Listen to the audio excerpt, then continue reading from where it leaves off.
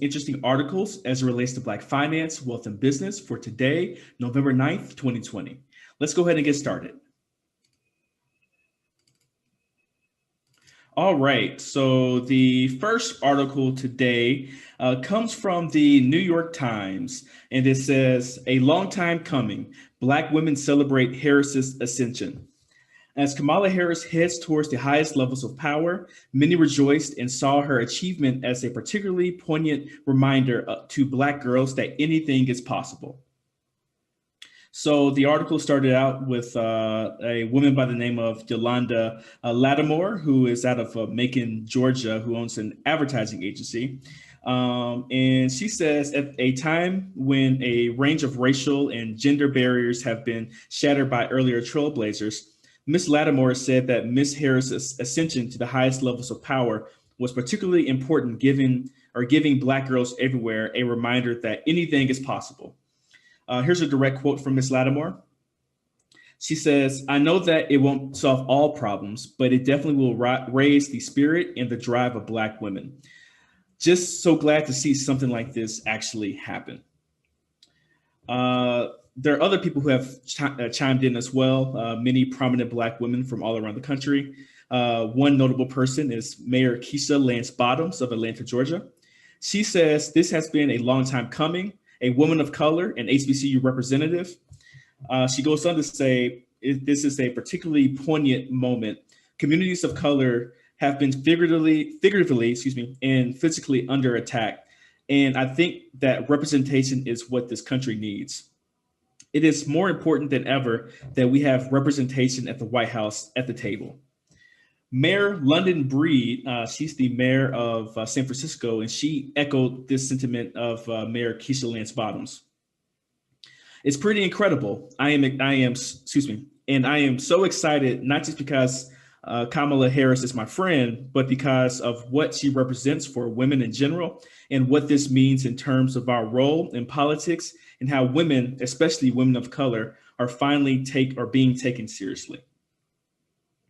Carol Porter, who was a close friend, childhood friend of Miss Harris, so Vice President Harris, also has some things to say. They were bused together back in 1970 at an elementary school in Berkeley, California, that was desegregated from or by busing.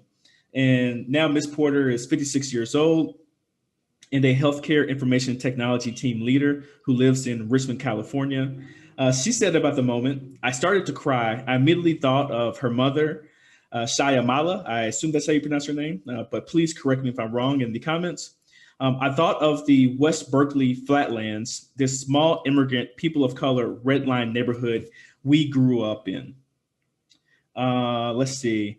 Yeah, so then she goes on to talk about that. She thought about Shayamala going to work as a researcher and being denied opportunities, and many, many more things as it relates to discrimination also. So from a childhood friend perspective, she just thought throughout the years in terms of how they actually grew up together and what this moment means for them. Carol Mosley Braun also had some comments. She was the first African-American woman elected to the U.S. Senate. She found herself making a mental list of the Black women who had come before Miss Harris. They were Black women who conquered first, like Sojourner Truth, Shirley Chisholm, Yvonne Brathwaite Burke, Barbara Jordan. And then she began to pray. "I thank the Lord for this dream come true. I believe Joe Biden is exactly what the country needs to heal, and Kamala, as his second in command, is exactly the right person to help him. There were so many women who paved the way for this to happen, so many who sacrificed, so many shoulders." She goes on to state, Ms. Carol Mosley Braun, she says she is going to have to navigate the cult of Donald Trump, which remains in the Senate. The word collegiality no longer applies. It's not even something people aspire to. Joe and Kamala have to heal the wounds and make people on the other side feel like they are being heard. And that's the last major quote that I wanted to share in this article. Congratulations to President-elect Joe Biden and I guess, Vice President-elect Kamala Harris as well. So we can celebrate this moment, but they have a difficult road ahead of them, especially as it relates to what Ms. Kara Mosley Braun stated at the end of this article as well. The next article today comes from Inside Higher Education. So Inside Higher Ed states Biden's victory could be transformative. So they're really just talking about the higher education industry.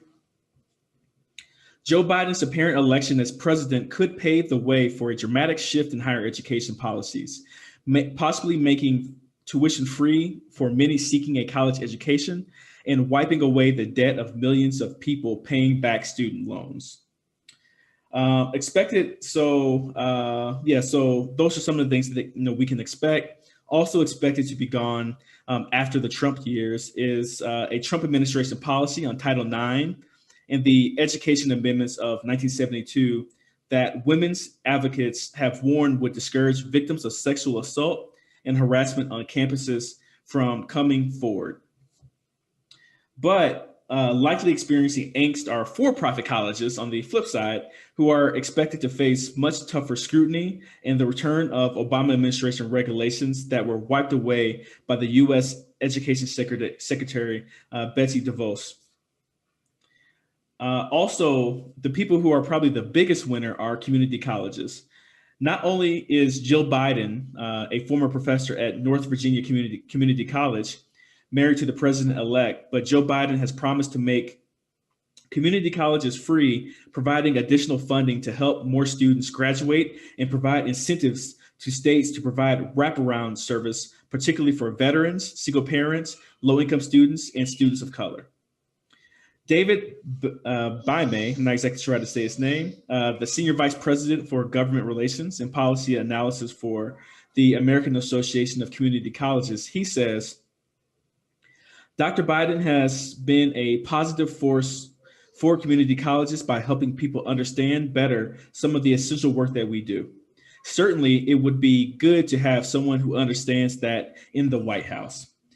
Terrell Hartle of the American Council on Education's Senior Vice President of Government Relations, so he's a top lobbyist.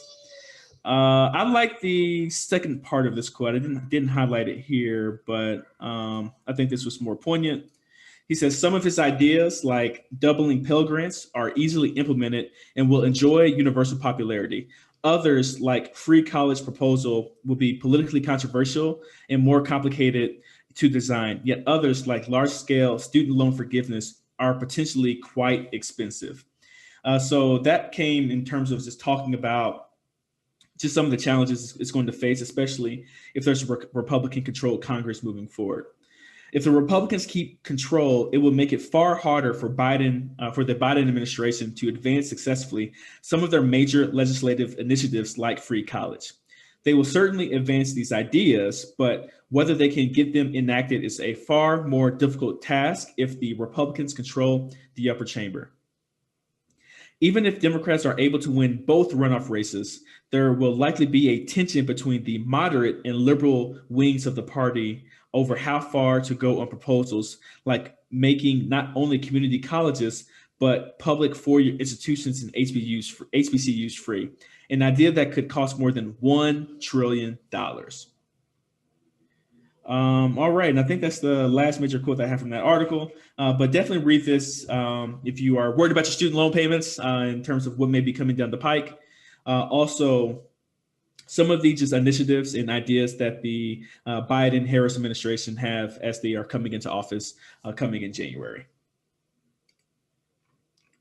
The next article comes from the Wall Street Journal. It says, the battle to keep America's black banks alive. There are 18 Black-owned banks in the U.S., half that existed a decade and a half ago. A new movement is underway to help those that are left to survive and even thrive. A half century ago, the federal government set out to attack the racial wealth gap by supporting Black-owned banks. Policymakers hoped the banks would lend to Black communities sidelined by the mainstream financial system. But 5 decades of federal financial and regulatory support have failed to boost America's Black-owned banks. The majority have disappeared under the burden of soured loans, excuse me. Bigger competitors created by mergers and financial downturns that hit small lenders hard. 15 years ago, America had 36 black-owned banks, government data show. Now there are 18. All right, here's an interesting stat. In a FDIC survey found last year that 13.8% of black households in America don't have bank accounts at all, compared with 5.4% of the overall population. The survey also found that 72.5% of all US households used bank credit last year, but just 52.5% of black households. Now, a new generation of entrepreneurs, companies, and regulators are trying a different strategy. What's changing is they are promising to strengthen black-owned banks by building up their capital with private investment and giving them new ways to earn money with hundreds of millions in big corporate deposits. Their hope is that this approach will ultimately improve black communities' access to capital.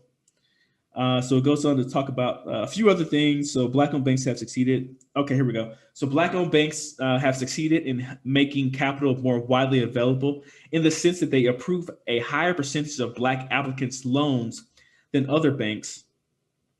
But their impact on the communities they serve is increasingly limited by their small size and often precarious financial standing. So basically, black banks never get to the point to where they're too big to fail, like some of our other major financial institutions, and it's very difficult for them to compete. They talk about some of the specific and systemic reasons like all of this is happening. Black-owned banks often believe they can do a better job assessing the risk of black borrowers, but they tend to make riskier loans due to their deliberate lending to consumers shut out by the mainstream banks. They also share many of the same problems afflicting small community banks: a limited number of branches, little money to invest in the type of mobile banking technology that might attract new customers, and an industry consolidation that increasingly puts more market share in the hands of mega banks like JP Morgan Chase and Bank of America. The total number of banks insured or supervised by the FDIC has declined by 45% since 2001, compared with a drop of 56% for the number of black-owned banks over the same period. So there's consolidation going on industry-wide, but then also consolidation in banks going out of business for black-owned banks as well at a much higher rate. Some big companies are trying to change the lopsided odds for black-owned banks by becoming customers of the banks themselves. Most notably is companies like Netflix and PayPal.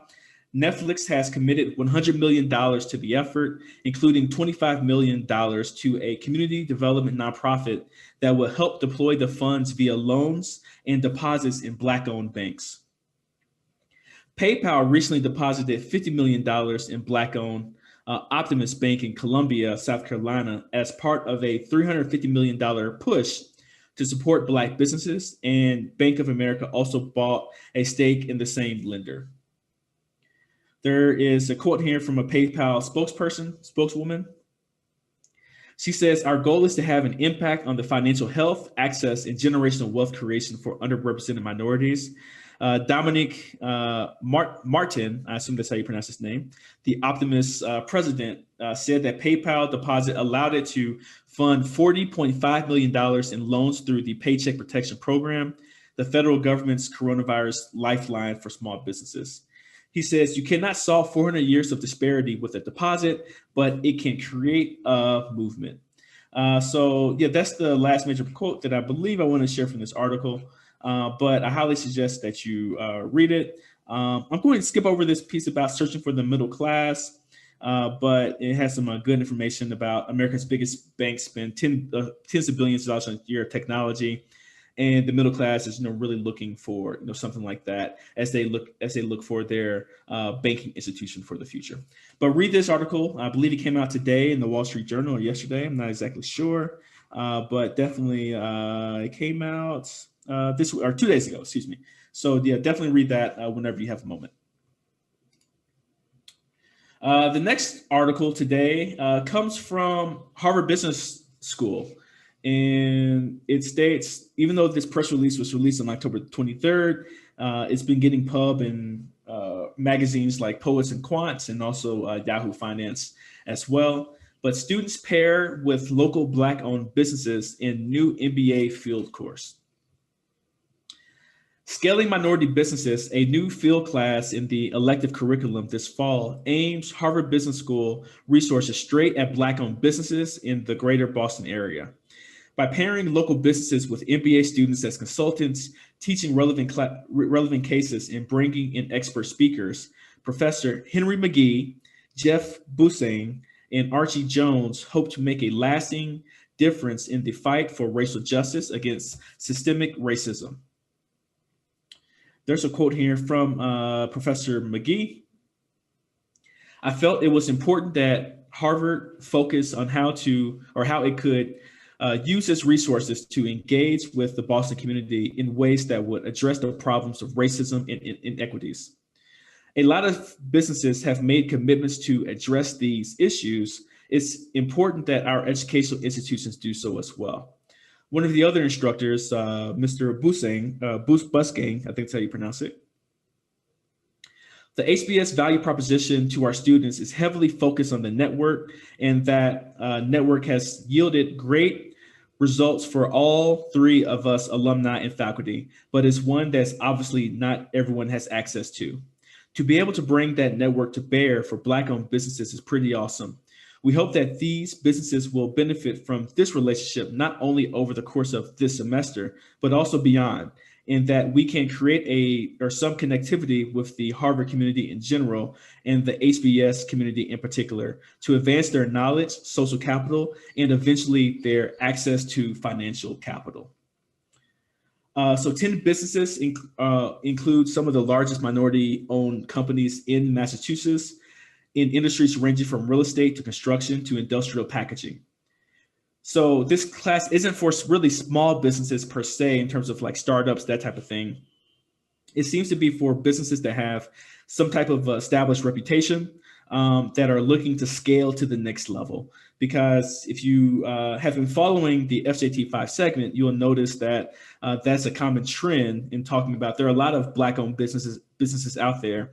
The problem is they only have, one or two employees compared to, if you're able to scale a venture that could hire 100 or 500 different people, that has a much bigger impact on a particular community. Cruz Companies, a third-generation family business in the fields of construction, development, and management, is thrilled to participate. John Cruz, the president and CEO, has a quote here. Let me see. Let me highlight that real quick. We're at a pinnacle point in our companies, ready to market our firm for a lot of new growth, and therefore it was a natural fit. So then he goes on to talk about the importance of scaling the business as well. So check this out. This is directly from Harvard Business School, and this is, I guess, half press release, half article. Here, in regards to local Black-owned businesses for this new MBA field course. The last article today comes from the New York Times, and it's an opinion piece by Erin Aubrey Kaplan. And she says, Black empowerment outside the headlines. A quiet battle over retail space is a modern fight for the soul of Black Los Angeles. The battle is... Okay, so they're talking about this battle. This battle is over redevelopment of the Crenshaw district, one of the last predominantly Black areas of Los Angeles. Crenshaw comprises both working class and historic middle class neighborhoods that sit about halfway between downtown and the ocean. Redevelopment wars date to 1992, when many structures there and in the neighboring South Central were burned or damaged during the unrest touched off by the acquittal of 4 police officers tried for the beating of Rodney King. The structure in question now is in Baldwin Hills Crenshaw Plaza, a 40-acre mall that has been the center of economic aspirations in Crenshaw since the original 1947 open-air shopping center modernized and reopened as an indoor mall in 1988. The mall was not damaged in 1992, but has more or less struggled since, buffeted by two recessions, the collapse and consolidation of big retail, and general political lethargy around redeveloping Crenshaw in any meaningful way. So this property right now is being set to sold or is set to be sold to DHF Partners and to Live Work. I believe that's how you would pronounce that. And these are major New York-based developers that claim they can help transform the mall into a 21st century lifestyle retail center. But I believe Live Work has ties to the Trump administration. But the purchase is facing fierce opposition from Downtown Crenshaw Rising, a community nonprofit that has a plan of its own to buy and redevelop stabilized businesses. That to preserve Crenshaw's economy, but the soul of Black Los Angeles itself. Essentially, the plan, which has the slightly pared down name of Downtown Crenshaw, is about building and keeping Black wealth within the community. It calls for reinventing the mall as an urban village that would build on some of the things that already existed and include retail, park space, offices, affordable housing, a boutique hotel, a cultural center, and production studios. Damian Goodman, a board member of Downtown Crenshaw Rising and the founder of the Crenshaw Subway Coalition, has some quotes in here. He says, "At the end of the day, there's a bucket load of money to be made by gentrification. The challenge is making sure community isn't being pushed out. This is not about us getting more sit-down restaurants. It's about changing a whole system so that we can ensure our future. And it's all coming to a head." So he has some additional quotes, but he goes on to state the article goes on to state, what particularly rankles Mr. Goodman is that the mall's fate lies in the hands of a bank known for helping to finance Donald Trump's businesses. To add insult to industry, LiveWork itself has a history of partnering with Mr. Trump's developer son-in-law, Jared Kushner, on his projects in Brooklyn and New York. To have this attempt at a neighborhood-driven redevelopment thwarted by institutions with ties to an administration that has come to stand in the minds of many Black folks for both racial oppression and capitalist overreach feels particularly painful. To end the article, Mr. Goodman says that he is betting that the momentum around anti-racism and, more important, around pro-Blackness will help Downtown Crenshaw Rising prevail and to establish in Crenshaw a new normal of agency and prosperity. That's exactly what people here have wanted for the last 30 years. We just didn't know what it looked like. So this article is an opinion piece from the New York Times today. Please check that out. The link is in the description. So that's about it. Those are my top 5 favorite articles for today, November 9th, 2020. Please, before you get out of here, make sure that you like, share, and subscribe to the Financial Juneteenth channel. And I look forward to hearing from you soon. Let us know in the comments what you think about these articles. And you all take care, be blessed, and have a wonderful day. All right, bye-bye. Today's video is brought to you by the Black Business School. At the Black Business School, we don't help you just climb the corporate ladder, we help you build your own as well. We provide a culturally relevant yet practical education in all things wealth building at an affordable price. So no matter if you want additional freedom in your day-to-day life, you would like to leave a legacy of generational wealth behind to your family and friends, or you just want additional security and stability going into your golden years of retirement, the Black Business School has courses and offerings for you. So head over to theblackbusinessschool.com to learn more. Take care and see you in class soon. Bye-bye.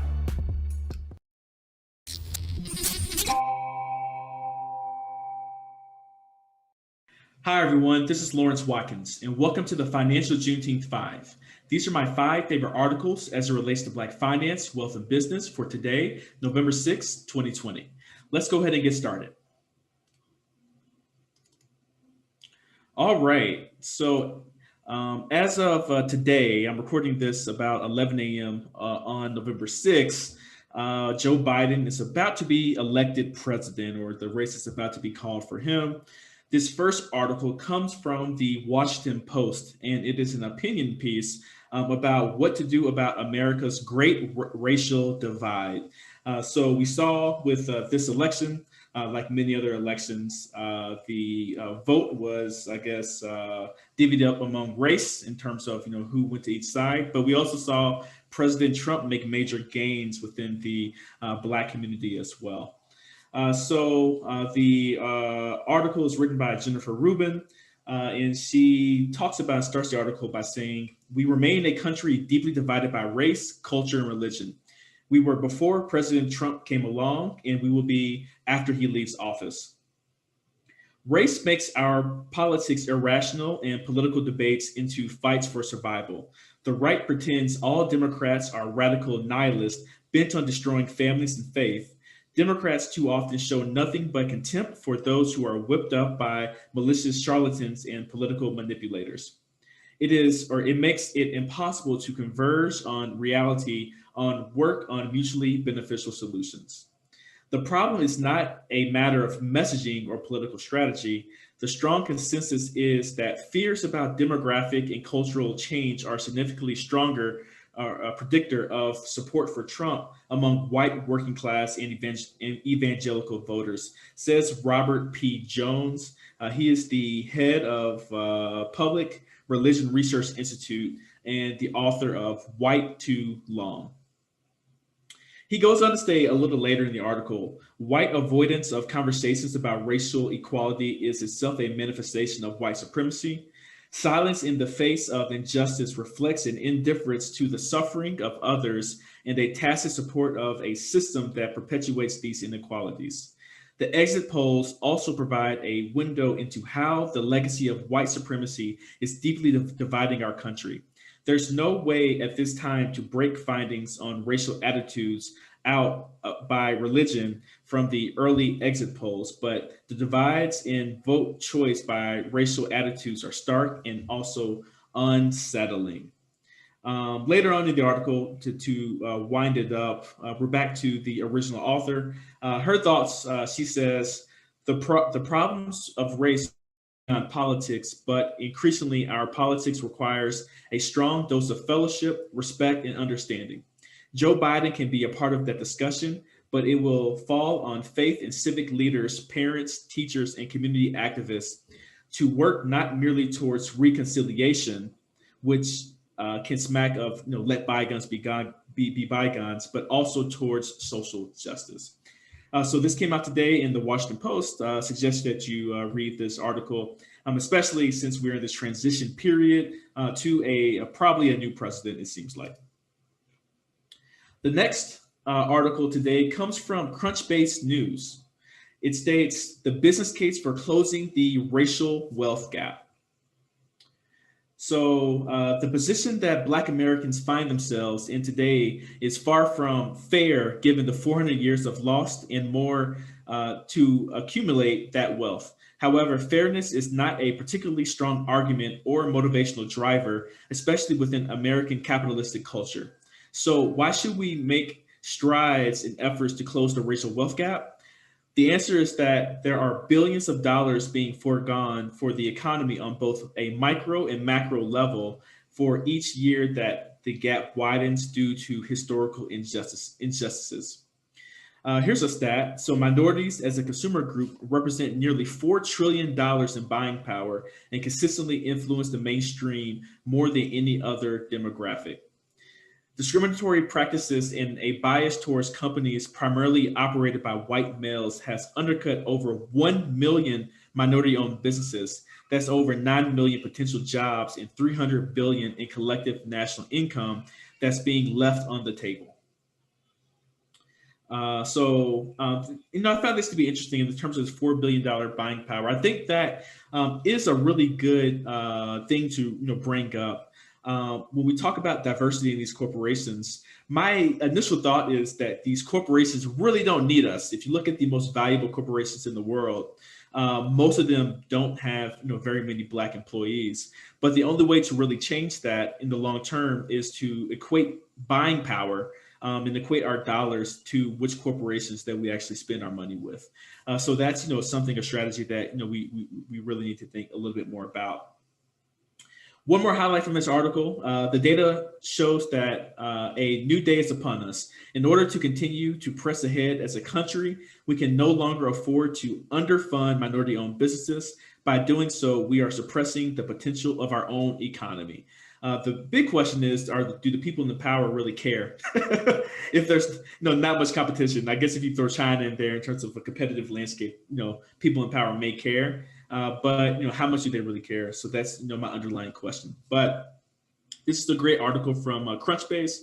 Check it out. It was written by Keenan Beasley.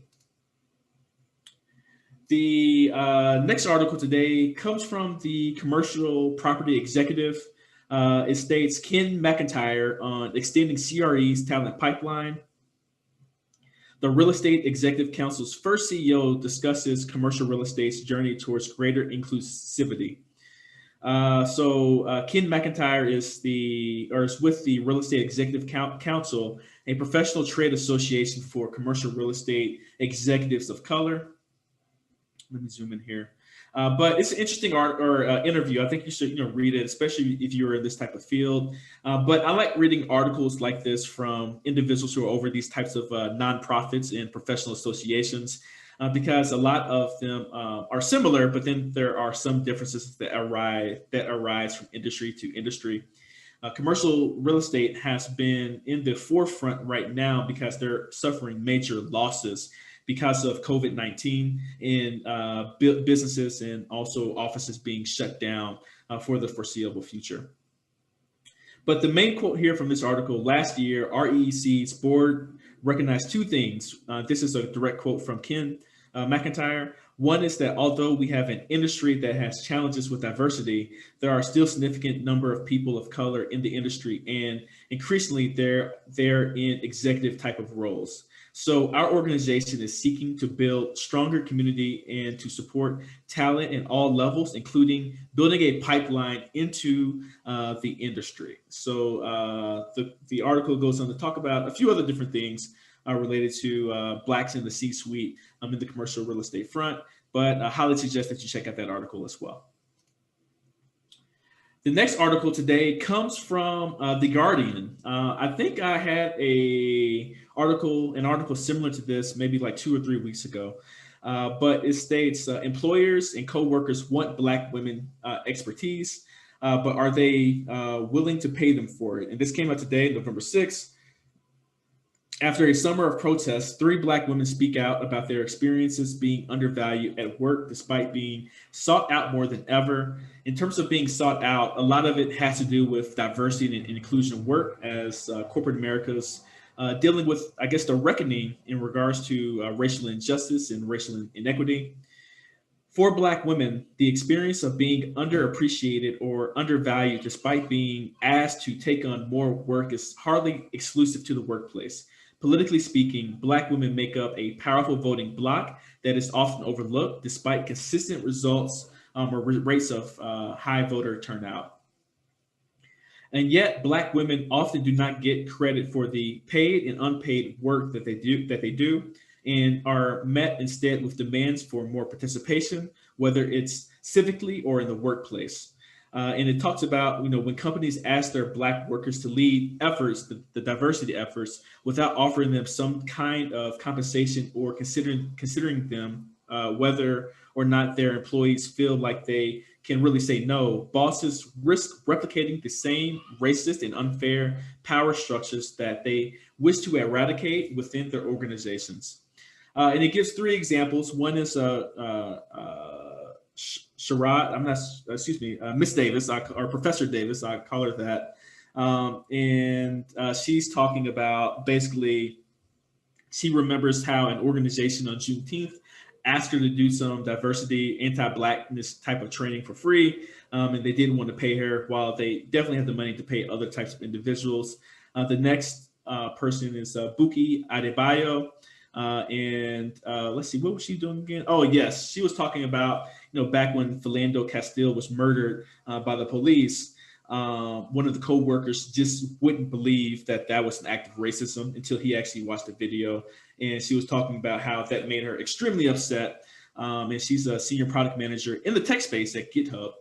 The last person is Jalea Johnson, and she's a beauty influencer, and she was talking about how companies that aren't in her space, or I guess who aren't Black owned, and even if they were, this still wouldn't be right, used her influencer videos to try to sell more product without even giving her credit, and basically like blocking her out of the picture as well.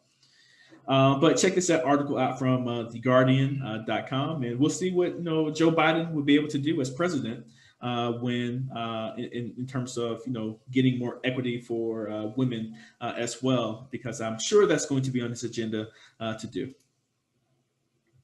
The last article today, my highlights were, I believe, deleted, but so I have to go this without them. But it was written by Corey Hale, and it's from Forbes magazine, impacting America with a $55 million Black female-led venture capital firm. So basically, Keisha Cash, Impact America Fund, a $55 million venture capital fund, the largest amount ever raised by a Black solo female fund manager, is poised to disrupt a traditionally vanilla-laced investor sector. It talks about forecasts. So I think I had these two sentences highlighted. With impact investing on the rise, lots of capital has poured into social impact venture capital funds and businesses. McKinsey forecasts impact investing to grow to more than $300 billion this year. Social impact companies need fund managers like Cash, along with her team. Here's a direct quote from Cash, I believe. Yes.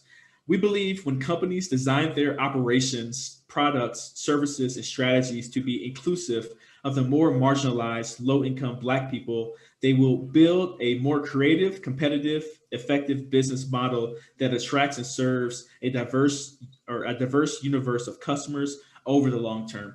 And this actually relates to the second article that I shared in terms of the business case for closing the racial wealth gap. As well, in terms of making the same type of argument. In terms of stats, here was a good one right here.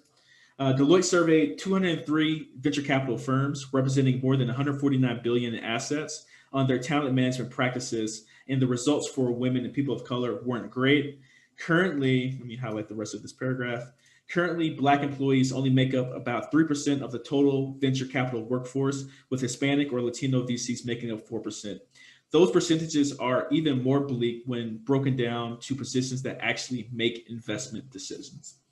But yeah, so I think you should read this entire article if you are in the investment space or are looking for investment for your venture as well. But Corey Hale wrote this, and it's about the Impact Fund by Kesh. I'm not sure if you said Keisha or Kesha Cash, Impact America Fund number 2. So those are my 5 favorite articles as it relates to Black finance, wealth, and business for today, November 6, 2020. Let me know what you think about the articles and if these were of interest to you. And let me know just your general thoughts and comments about what was discussed today in the comments as well. Before you get out of here, please make sure you like, share, and subscribe. On behalf of the Financial Juneteenth channel, my name is Lawrence Watkins. Take care, be blessed, and have a wonderful day. All right, bye-bye. Today's video is brought to you by the Black Business School. At the Black Business School, we don't help you just climb the corporate ladder, we help you build your own as well. We provide a culturally relevant yet practical education in all things wealth building at an affordable price. So no matter if you want additional freedom in your day-to-day life, you would like to leave a legacy of generational wealth behind to your family and friends, or you just want additional security and stability going into your golden years of retirement, the Black Business School has courses and offerings for you. So head over to theblackbusinessschool.com to learn more. Take care and see you in class soon. Bye-bye.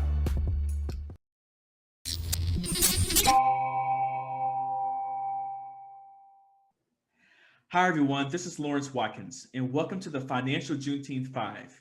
These are my 5 most interesting articles as it relates to Black finance, wealth, and business for today, November 5th, 2020. Let's go ahead and get started. All right, so the lead article today comes from CNBC.com, and the headline states, BET founder Robert Johnson says voting Democrat gives Black Americans minimal returns. So, in a recent interview, Black entertainment television founder Robert Johnson, so Bob Johnson, doesn't have much faith in a potential Joe Biden presidency. In fact, he doesn't see the Democratic Party as a good choice for African Americans altogether, he told CNBC. I think Black Americans are getting a little bit tired of delivering huge votes for the Democrats and seeing minimal returns in terms of economic wealth and closing the wealth gap, the job creation and job opportunities gap as well. And Joe Biden was not an inspiring candidate for many Black Americans, and some of them stay at home. Some of them voted for Trump as well. So those were, some of Bob Johnson's quotes. He goes on to state, Black people do not embrace Biden as he never articulated a policy that went directly to the concerns of Black Americans. I don't think Biden has that leadership quotient that's going to allow him to do what is critical to bring the economy back due to the trade off between restoring the economy and fighting the pandemic. All right. So the article then goes on to talk about how Trump has touted low Black unemployment during his term, overseeing the lowest U.S. Black unemployment level in the history before the pandemic, as well as his administration's criminal justice reform policies. Bob Johnson then states, if you can't bring the economy back for everybody, you darn sure can't bring it back for Black Americans because we're at the bottom of the rung in terms of economic opportunity and economic access to wealth, capital, and also income. Johnson has long argued for more to be done for Black economic mobility, including endorsing reparations for slavery amounting to $14 trillion from the federal government. He also expressed being fed up with what he described as placebo paternalism from white liberals. And he goes on to explain what he believes this is. So what I believe is is that mainstream media and white liberal population in general, the only thing that they address the Black community is what I call placebo paternalism. Excuse me. We will say nice things about you. We will talk about your suffering. We will say that there's racism throughout the land. But when you go to the core issues of what Black Americans really need, that's access to capital, access to wealth, and access to income. They don't actually do that. I saw this, or I thought this was interesting from a quote perspective, a stat perspective in the article. It says that 1 in 3 Black men living in the Midwest voted for Trump this year. That's according to an NBC News poll of early in election day voters. And a recent pre-election poll by Upshot found that the racial gap in presidential preference has shrunk by 16% as Trump makes gains with Black and Hispanic voters also. So I found this article to be very interesting today. Bob Johnson has some strong words for the Democratic Party and the Democratic leadership. Let's see if anything comes out of it. It's still up in the air who the president is going to be today. It's looking like Joe Biden, but we don't know until we actually know. All right. So the next article today comes from AfroTech. AfroTech is written by Vanessa Taylor. It says, Black people drive the culture around tech, and it's time that we start reaping the financial benefits. So it's an undeniable fact that Black people drive popular culture, and tech is no different. There's a stat in here that says, in fact, as of 2018, of the 67 million users on Twitter, 28% were Black, according to Nielsen. And that is in reference to the concept of Black Twitter that is widely popular. Also, the African American podcast audience has skyrocketed 70% from 2014 to 2017, and 73% of African Americans 13 and older play video games, an industry notorious for using Black culture without paying the people who create it. So Vanessa goes on to say, although Black people continue to be one of the main drivers behind the tech industry, we aren't receiving many of its financial benefits. With the tech industry rapidly expanding, many wonder if it may be the key to putting a dent into the ever widening racial wealth gap. So right now, the tech industry is predominantly white and male, as we all know. So about 83% of tech executives are white. And that's according to the U.S. Equal Employment Opportunity Commission. Although it seems that every year some big company steps forward with intentions to increase their diversity, not much has changed. Black people may be shaping how tech is used, but that doesn't translate to the makeup of the tech's, or excuse me, of tech's workforce. She states, Vanessa, tech feeding off feeding off of black cool is a parasitic relationship that, or excuse me, with impacts that translate outside of the digital sphere. It goes on to talk about how entrepreneurship isn't much different in the tech arena. So they talk about tech jobs in terms of employment, but as it relates to entrepreneurship, while entrepreneurship is often touted as a way to defeat the wealth gap, there are big disparities when it comes to startups. The number of Black women founded tech startups has more than doubled since 2016, according to Project Diane. But those who do have a startup, or excuse me, but those who do have a startup are not receiving adequate funding. Since 2009, Black women-led startups have received 0.0006% of the $424 billion in total tech venture funding, the report found out as well. She goes on to end the article by stating, Black people have been the force behind American culture for decades. Our language, music, and way of being have been taken from us without credit and time and time again. The tech industry is no exception, but people can still create space outside of the mainstream to credit and recognize its true entrepreneurs and innovators. And this comes from, once again, this comes from Vanessa. What's Vanessa's last name? Vanessa Taylor. So this actually is an older article. It popped up in my feed today, but this is from early in the year, in March 27th, 2020. I actually kind of disagree with this article a little bit. So I do agree that Black people drive the culture around tech, and it's time for us to start reaping the financial benefits.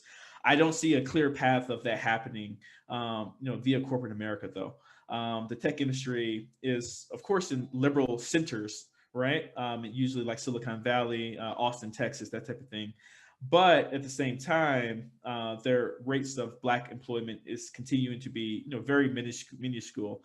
Like Facebook has 3%, and Twitter has 5%, and then like Google might have 3% too, or something like that, right? So my conclusion is that the tech industry really doesn't need Black people. So in order for us to leverage our culture, it's going to be important for us to build our own, or else it's just it's just not going to happen in terms of employment and also VC funding as well. But let me know what you think in the comments. You might think something different, and I'm open to and would love to hear the comments that you actually have regarding this subject too. All right, so the next article today comes from the Scanner.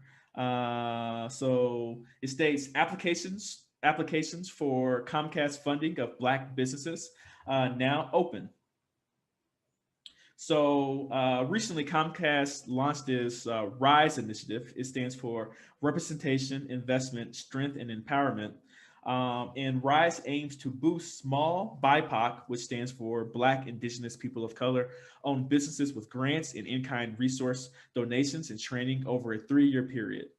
Those include a media and technology resources program to aid businesses with their marketing and media campaigns, as well as technology makeovers in the form of upgraded hardware, software, and internet services for up to a year, online tutorials, and grants of up to $10,000. Comcast used NBER information to structure its, I can't remember what NBER stands for. I apologize. I'll try to find that again. Oh, National Bureau of Economic Research. So it was quoted a little bit earlier. So they used NBER information to structure its phases of giving, with the first round of applications open to Black business owners, and the next open to other members of the BIPOC community as well. Mark Nugent, who is the Senior Director of Business Development for Comcast Oregon, told the Scanner, "It's personal for me. I have family and friends in the Black community very close to me who are small business owners. I've seen the struggles myself personally. Being able to get your name out there, being able to have the technology you need to run and grow a business, those are critical. Those are things that aren't just a convenience." So in terms of applications, Applications for the quarterly program are assessed by a third party in Philadelphia. Amy Keeter, Director of External Communications for Comcast Oregon, told the scanner. Applications do not need to be Comcast customers, but must operate businesses within Comcast coverage areas. For more information and to apply, visit comcastrise.com/apply. That's comcastrise.com/apply. The next article, the last two articles are actually featured articles related to Black entrepreneurs. So this first couple I actually do know. We're part of a group together. So it states, despite the pandemic, and this comes from blackbusiness.com. Blackbusiness.com wrote, despite the pandemic, this Black couple has doubled their employees and have been featured in Forbes. So Tim and Kim Lewis, founders of Curl Mix, have been able to not only double their amount of employees, but also earn themselves a feature in Forbes magazine. The couple was in the national spotlight last year when they famously turned down nearly a $500,000 deal on ABC's Shark Tank. However, their company has been so successful during the pandemic that it is now set to launch a second e-commerce brand. Despite the pandemic, they have managed to add nearly 20 new jobs between their remote work and in-person positions. All of their entry-level positions start at $17 an hour and $17 and up, and include full benefits like health, dental, vision insurance, and 401k. This first quote actually comes from Tim. It's short. He says, "We are getting so many new customers, many of whom are shopping online for the first time. We could not keep up. We had to start hiring fast." Kim added, "Our greatest accomplishment is to be able to employ Black people and pay them a living wage and not a minimum wage. We have a staff of nearly 40 people in manufacture here on the west side of Chicago.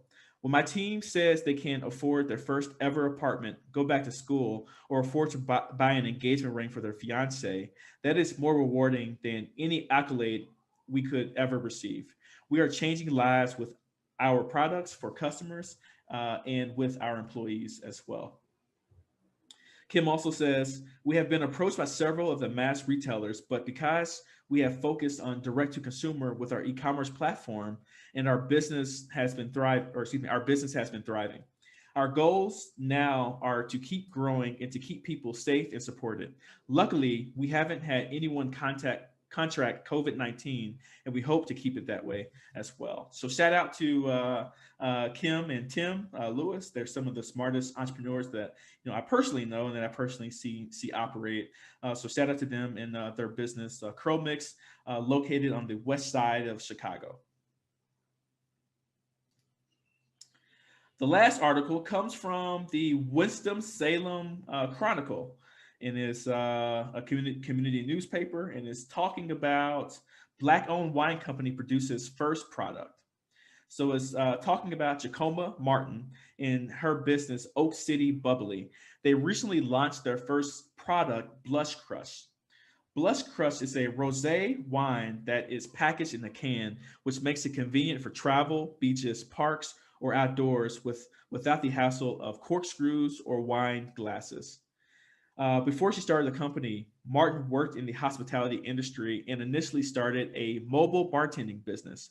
Martin and her husband continued to toss around ideas, and after collaborating with business partners, they chose to begin Oak City Bubbly. Martin said in a quote, "We had a connection in North Carolina with a family that has a beautiful vineyard, and they had more capacity to create a rosé. So that is how we got the wine. We had a few product ideas from start to finish." She goes on to say, we are all about buy local and drink local. We are female, minority, Black owned, and there is a push to support Black businesses and local businesses as well. I tell my friends all the time that it's not something you just jump in and do. She's talking about entrepreneurship. I'm very proud that on the front end that I sacrificed. When I say I sacrificed, I mean I was very, very smart about making sure I saved my money. And by doing so, it has allowed me to not feel the pressure as much as it relates to growing her business. Lastly, she says, I do come from Winston-Salem, and of course, I don't come from a family with money. So everything that I have done has been from the ground up. No inheritance, no real business connections, no investment partners. So I just hope that when people see the product on the shelf, they understand it's a Black woman who owns this product. Martin plans to expand their wine, has plans to expand their wine selections following the rosé. They plan to have a Chardonnay and a Cabernet, as well as a craft beer as well. So lastly, she says, we definitely want to become a household name, especially in our community. All right, so those are my top 5 favorite articles for today, November 5th, 2020. Please let me know what you think about any of the articles in the comments. Also, let me know what you think about the FJT 5 segment in general. And if you have any comments or improvement suggestions in terms of how to make this segment better. Last but not least, please make sure that you like, share, and subscribe to the Financial Juneteenth channel if you'd like to receive more content like the content that we produce with the FJT 5. So on behalf of Financial Juneteenth, my name is Lawrence Watkins. Take care, be blessed, and have a wonderful day. All right, bye-bye. Today's video is brought to you by the Black Business School. At the Black Business School, we don't help you just climb the corporate ladder, we help you build your own as well. We provide a culturally relevant yet practical education in all things wealth building at an affordable price. So no matter if you want additional freedom in your day-to-day life, you would like to leave a legacy of generational wealth behind to your family and friends, or you just want additional security and stability going into your golden years of retirement, the Black Business School has courses and offerings for you. So head over to theblackbusinessschool.com to learn more. Take care.